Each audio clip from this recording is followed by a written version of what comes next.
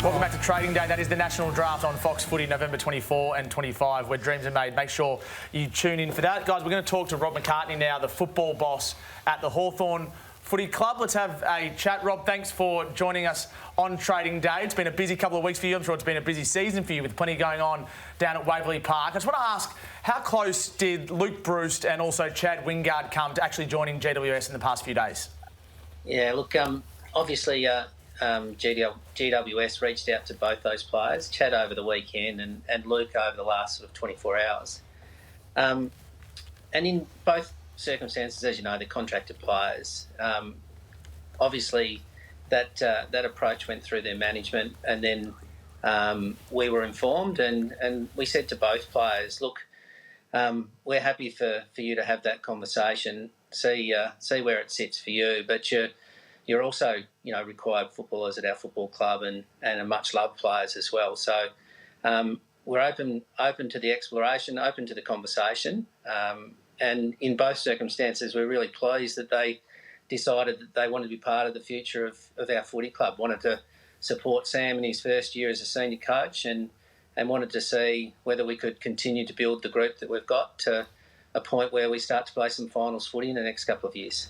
Rob, it looks like we've got you in hiding there in the cupboard, just hiding away from Jeff. Is Jeff going to ring and say, didn't you get these players out? Didn't you get them picks done? Didn't you get that swaps done with those other clubs? Yeah, no, I think Jeff's probably pretty happy that the players that have been mentioned are still going to be playing in the brown and gold in 2022. Each of the ones that have been mentioned through the media are much loved players and are still playing, good football at this level. So we're really pleased that we've been able to maintain our draft hand, although we still will look to right up until draft night to see whether that can improve. But we've got a draft hand of 5, 21 and 24, 3 picks inside 25. And I think I'm right in saying Fremantle's the only other club that has 3 inside 25. So we go to the draft with a really good hand, and we also have the knowledge that, those top-line players are still going to be playing in the brown and gold for us in 2022. So, Rob, what now? I think you communicated your strategy very well to the fans. There weren't takers for those players there. I don't think you ruined the relationships with those players, but it certainly affects what you were likely to do. How does it affect your window? How does it affect your strategy?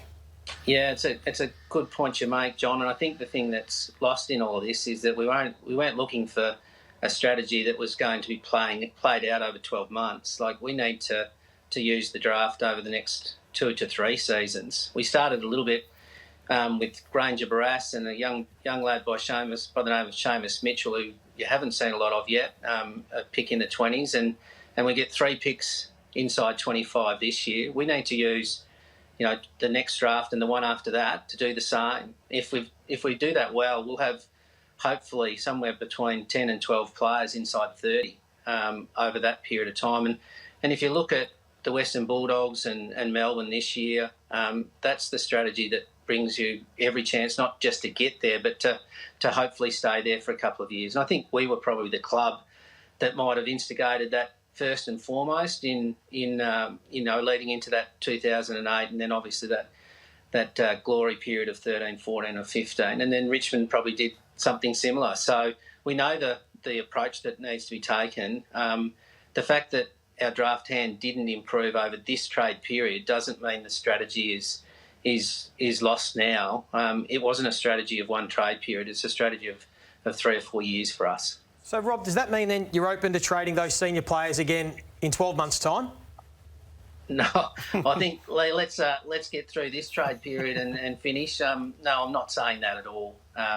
And in all honesty, we look at every mechanism, and improving our draft hand. I think everyone thought that it was about moving players on.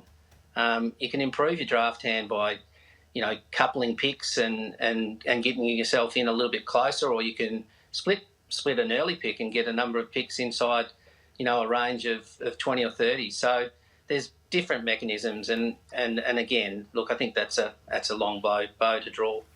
We're about to do the Hawthorn window to contend again, Rob, and I guess you're at the forefront of that conversation. How long does it take to rebuild a football club that's been to the top of the mountain as your club has in recent memory? How long is that rebuild period in your eyes? Yeah, look, I I think it's started, Kingy, so that's a good part. I think what we saw this year is that we got some significant games into some of our younger players in the Giant. More, Kazitsky started to show that he might be a player. Lewis played another 15 games. So that build has already started. We need to continue to do that. I'd expect that we're going to be back in that window of really pushing to play finals over the next 2 to 3 years, and then, what period it takes then to get from finals to actually compete for silverware. Well, that depends on how quickly we can progress from that point on. So, look, we believe that if we use the draft periods in the next 2 or 3 years, we're going to be back in a window of competing again.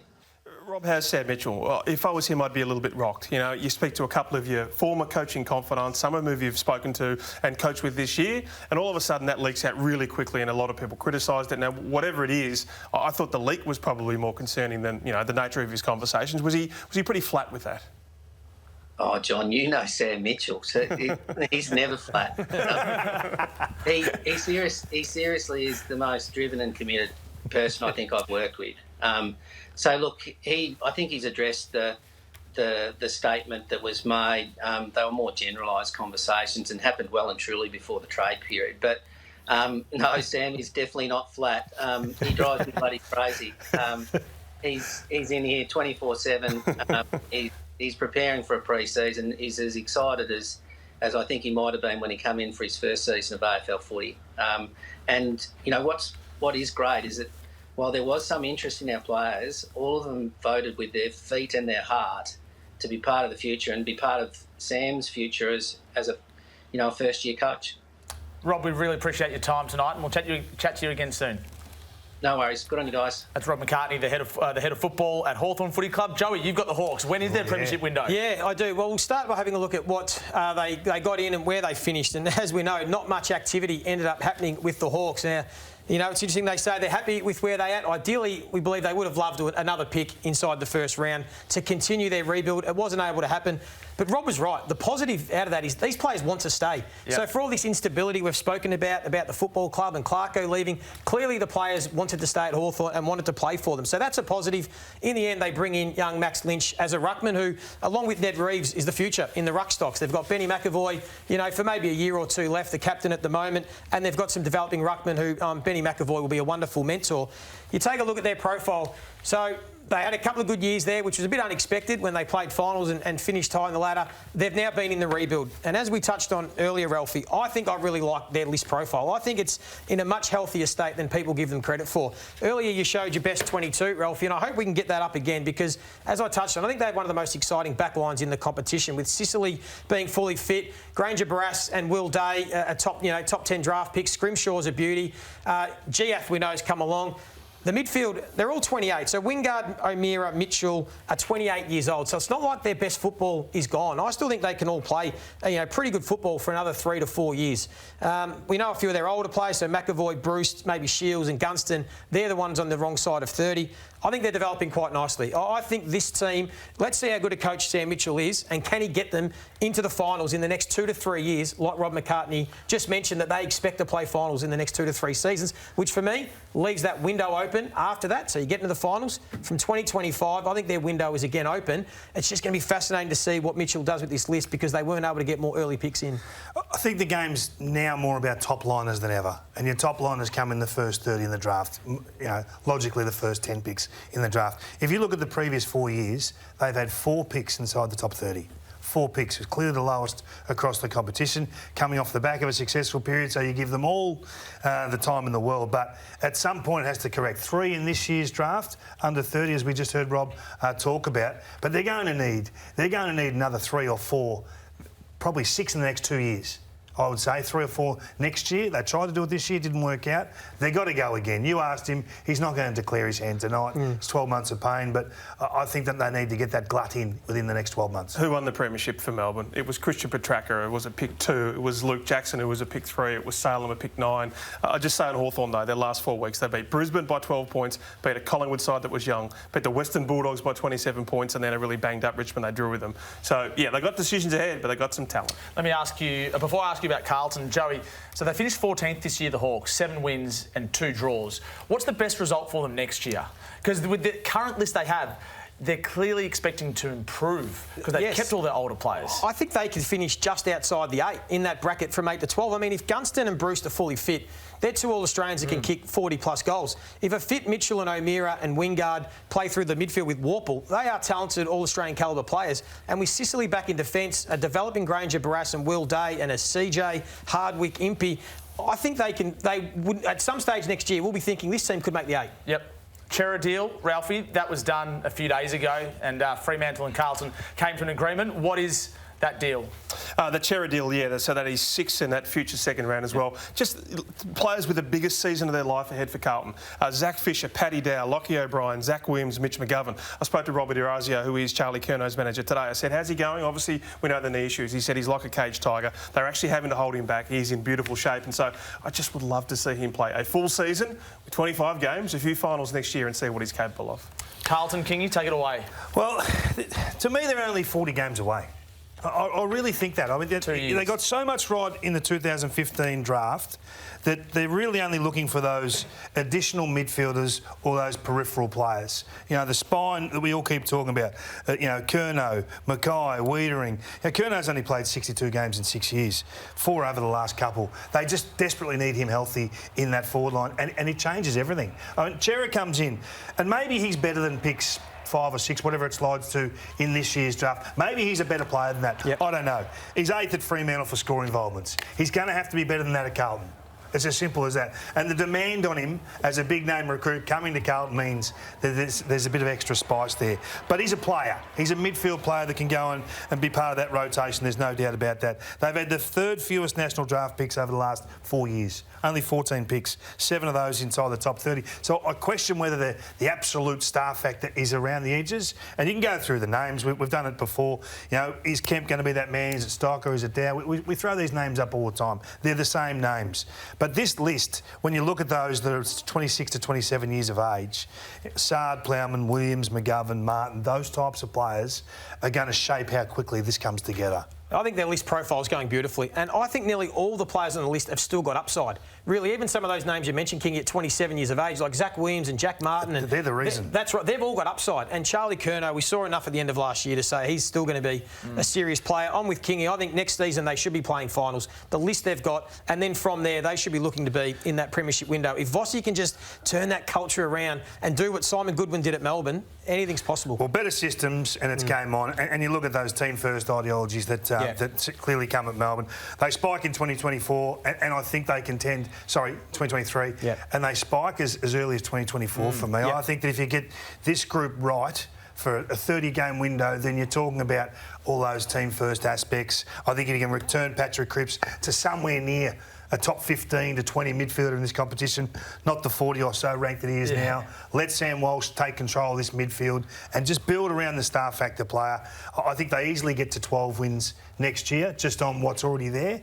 But it's about getting that to 15 and 16 wins in any home and away season. So this is an excuse-free zone right now. Tom Nakoni, so 22 games in 3 years. I think we really like what he was able to do last year. He should try to do what Walsh did to Cripps, leapfrog Mark Pittonet by around 6 and be the dominant ruckman there, because he has just got massive talent, so much upside. And Lockie O'Brien re-signed today as well as a rookie, Ralphie, so they've made a few list changes, but he's staying on board. Yeah, that's right. So, look, last chance for Lockie O'Brien, a former pick 10. He's got to get more physical. He's got to use that beautiful left foot of him, the laser that they drafted him for.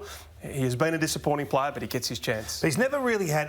Can I give him an out? Yep. The system at Carlton's chopped and changed so regularly, and it has never been predictable for the player. You know, you play under a random offence/defence. It is hard to know running patterns, and it is hard to find footy consistently under that sort of model. I think Michael Voss will make it so simple for these players in terms of how you defend as a group and how we score as a team. Complementary football, hand-in-glove stuff. That lesser-ranked player at the moment can actually spike and have a pretty good year. So I think it's a canny selection for Michael to give him another chance.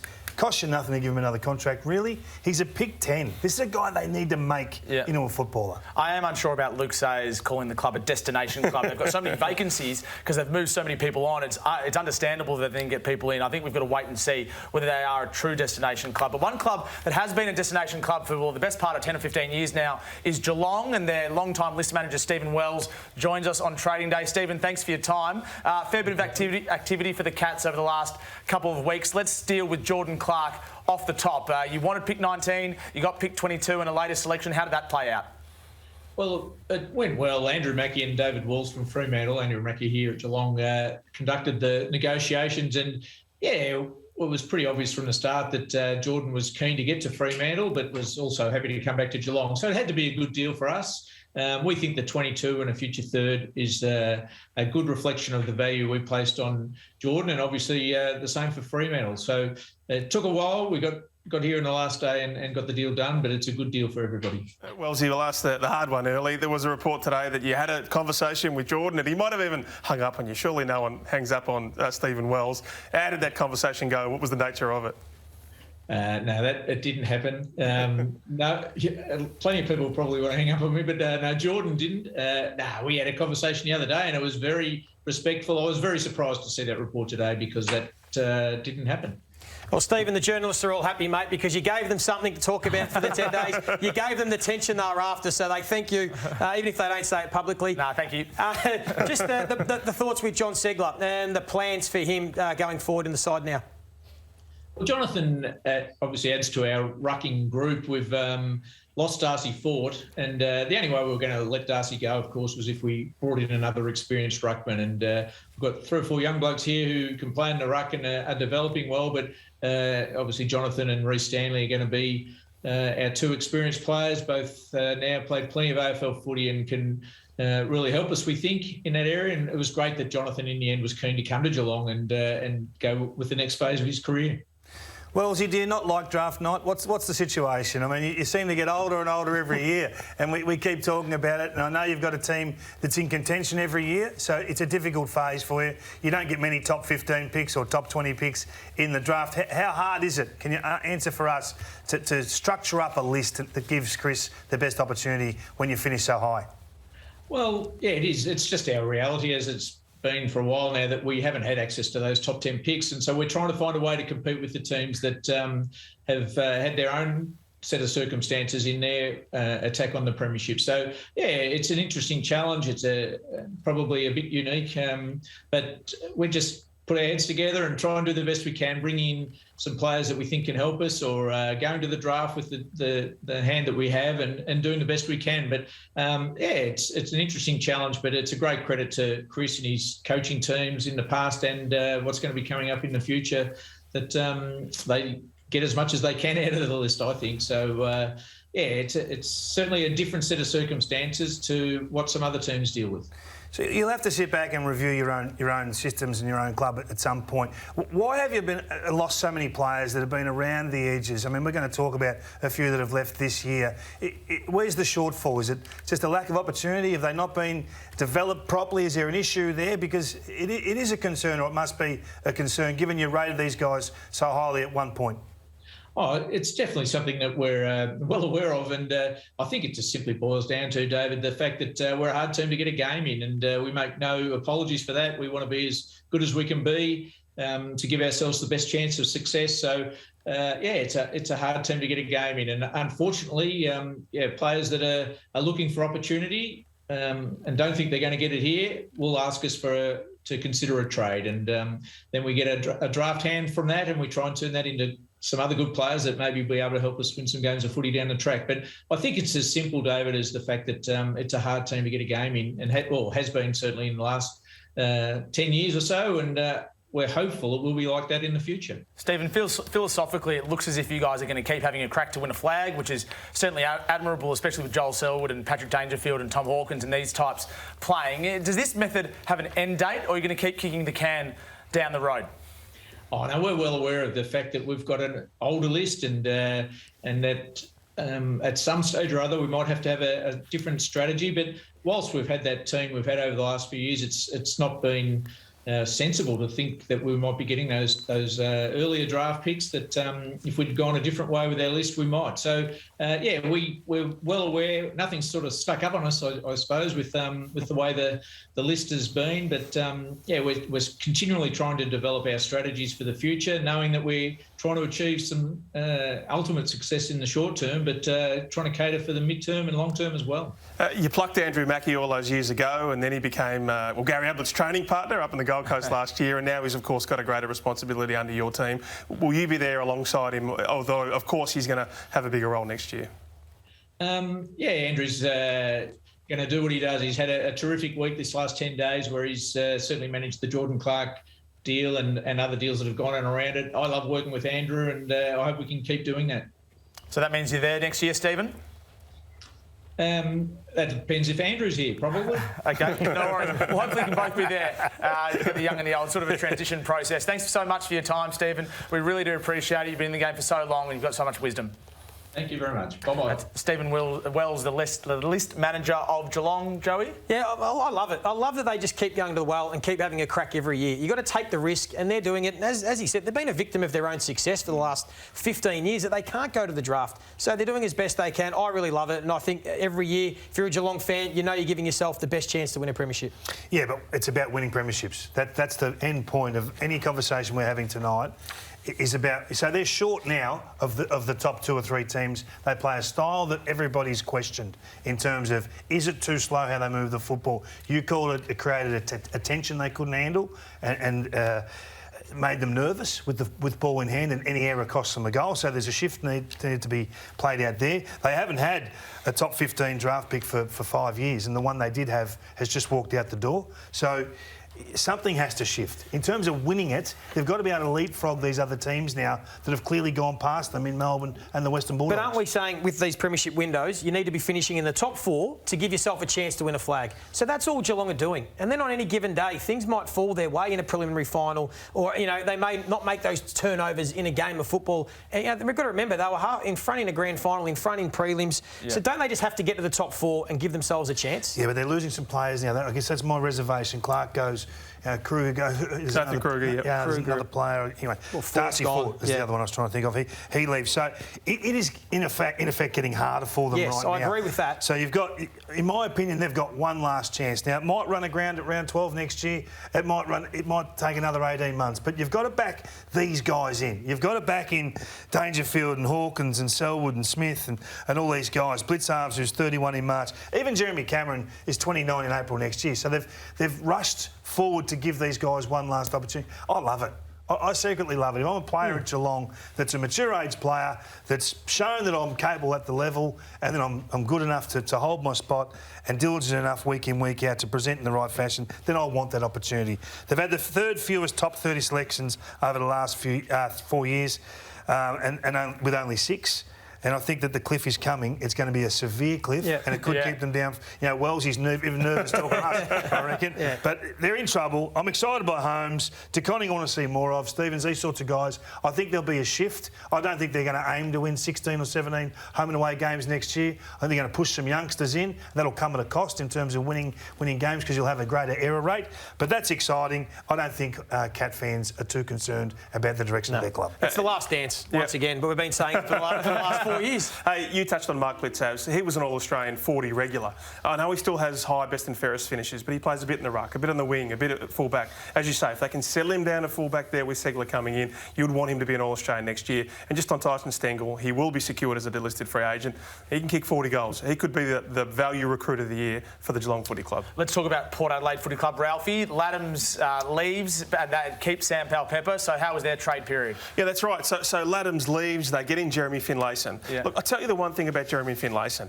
All he does is kick goals. All he does is kick goals. He doesn't do much else. 13 games for 23-9 this year, 15 games for 19-10 the year before, 44-25 the year before that, with 3-2-2 in finals there. So he's maybe not a fearsome player. Maybe he's not as robust. Maybe he's flighty. But he is a very, very handy goal kicker, and he very, very rarely misses. And for Port Adelaide, they believe that they will rise and fall on the back of that 2016 draft. Butters, Dersma, Rosie all playing key centre square roles, obliterated in that preliminary final, but they believe those guys can all play big centre square minutes next year. Yeah, he's a high talent, Finlayson, and we can't argue with that. I think he'll be a shrewd pickup. He's now a dad, and he's back in the States, South Australia. So hopefully for his sake and his maturity, he can continue to flourish and have a prosperous career at Port Adelaide. But when you look at Port Adelaide's trajectory, and we know that they're in the premiership window, they've been close the last 2 years. Finished first in 2020, didn't get through the grand final last year. We know about that really poor preliminary final, but they are right in the window. They're building beautifully. For how long? Well, this is the question. So for me, it's cliff or conquer. Are they going to fall off the cliff next year once Boak, who's 33, Robbie Gray's 33, Charlie Dixon 31, Jonas, these stars for them, once they move on, are they going to fall off a cliff and miss out on their opportunity?